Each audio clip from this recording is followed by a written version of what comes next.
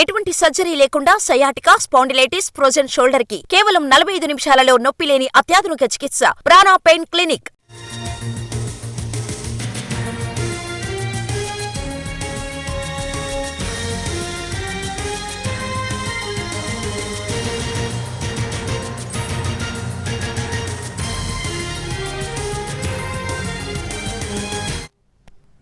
కలెక్టర్పై దాడి కేసులో తమకు సంబంధం లేదని చెప్తున్నారు లగచర్ల రైతులు.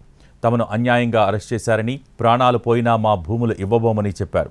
ఇండస్ట్రీ కారిడార్కు కూడా భూములు ఇవ్వమని చెబుతున్న లగచర్ల రైతులతో మా ప్రతినిధి శ్రీనివాస్ ఫేస్ టు ఫేస్ ఇప్పుడు చూద్దాం.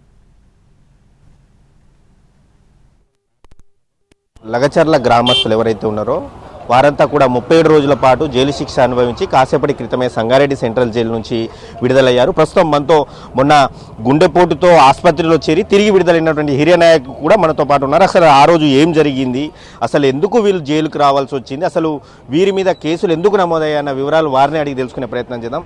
అసలు చెప్పండి, అసలు ఆ రోజు అసలు మీరు కలెక్టర్ వచ్చినప్పుడు అసలు ఏం జరిగింది, అసలు కలెక్టర్ మీద మీరు ఎందుకు దాడి చేశారు, అసలు ఆ రోజు జరిగినటువంటి ఘటన ఏంది అసలు ఊర్లో, మీ ఊర్లో? కలెక్టర్ వచ్చినప్పుడు నేను లేను సార్, కూలి పనికి వెళ్ళిపోయినా సార్. కూలి పనికి వెళ్ళిపోయి సాయంత్రం వచ్చి ఇంటికాడ తినేసి పండుకున్నాం సార్. మా భార్య నేను ఇద్దరు కూలి పనికి పోయి సార్. రాత్రి నా ఇంట్లోకి 6 మంది పోలీసులు వచ్చి సార్ నేను నా భార్య బెడ్రూమ్లో వండుకుంటే సార్ నా భార్య పక్కలకి వెళ్ళి తీసుకొచ్చి సార్ డీసీఎంలో వేసి వాడేసిండు సార్. ఎందుకు చేస్తుండ్రు సార్ అంటారంటే మీరు ఎక్కండి మేము పొద్దుగాల విడుదల మీకు ఇడిచేస్తామన్నారు సార్.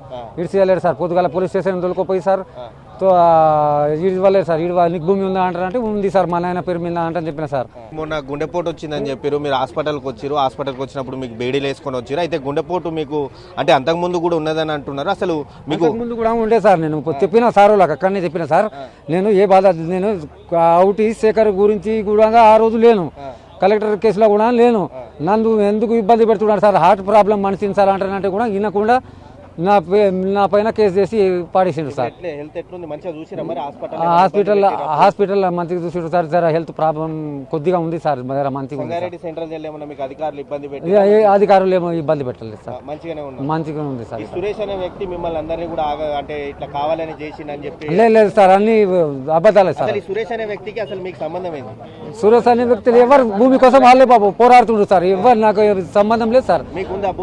నాకు భూమి ఉంది సార్, నా భూమి కోసం నేను పోరాడుతున్నా సార్. ఏమైందండి అసలు మీరేమైంది? మీ సౌదీ ఏదో పాస్పోర్ట్ క్యాన్సిల్ అయింది అది అంటూ నేను లేను సార్. నేను ఆ రోజు వికారాబాద్ మార్నింగ్ ఆర్టీఓ ఆఫీస్కి పోయినా సార్.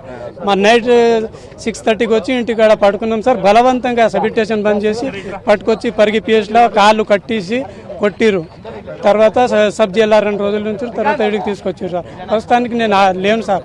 ఇప్పుడు 1,50,000 నష్టపరిహారం నా పాస్పోర్ట్ నేను అబద్ధం చెప్తే నాకు పాస్పోర్ట్ ఉన్నది చెక్ చేయండి, నేను సౌదీ నుంచి వచ్చిన టికెట్స్ ఉన్నాయి, బోర్డింగ్ పాస్ ఉన్నాయి, అవన్నీ ఎవిడెన్స్ అన్నీ ఉన్నాయి నా దగ్గర సార్. మీరు గిరిజన సంఘం నాయకులుగా కూడా వీళ్ళ బాధితుల పక్షాన చాలా వరకు పోరాడారు. అదేవిధంగా ఆ రోజు బేడీలకు కట్టినటువంటి కూడా తీవ్రంగా ఖండించారు. వాళ్ళకి బెయిల్ వచ్చింది. ఇప్పుడు దీన్ని ఏ విధంగా చూస్తారు? ఈ రోజు ఈ ఘటనను ఏ విధంగా చూస్తామంటే, ఈ రోజు వాళ్ళు చెప్తా ఉన్నారు, వాళ్ళ ఆవేదనను బయట వెల్లబుస్తా ఉన్నారు. మాకు ఎలాంటి సంబంధం లేకుండా అక్రమంగా ఇళ్లలోకి చొరబడి మమ్మల్ని తీసుకొచ్చారని చెప్పేసి అంటా ఉన్నారు. ప్రభుత్వం దీనికి పూర్తి బాధ్యత వహించాలి. మరి సంబంధం లేని వాళ్ళ మీద కేసులను కొట్టివేయాలని చెప్పేసి మేము ఈ సందర్భంగా తెలియజేస్తా ఉన్నాం. సంగారెడ్డి సెంట్రల్ జైల్లో ఉన్నటువంటి 24 మందిలో 17 మందికి బెయిల్ రావడం జరిగింది. ఏటు సురేష్ తో పాటు మరో 6 మాత్రం ప్రస్తుతం అయితే సంగారెడ్డి సెంట్రల్ జైల్లోనే శిక్షణ అనుభవిస్తున్న పరిస్థితి అయితే ఉంది. కెమెరామ్యాన్ రమేష్ తో శ్రీనివాస్, ఎన్టీవీ, సంగారెడ్డి జిల్లా సెంట్రల్ జైలు నుంచి. వికారాబాద్ జిల్లా కలెక్టర్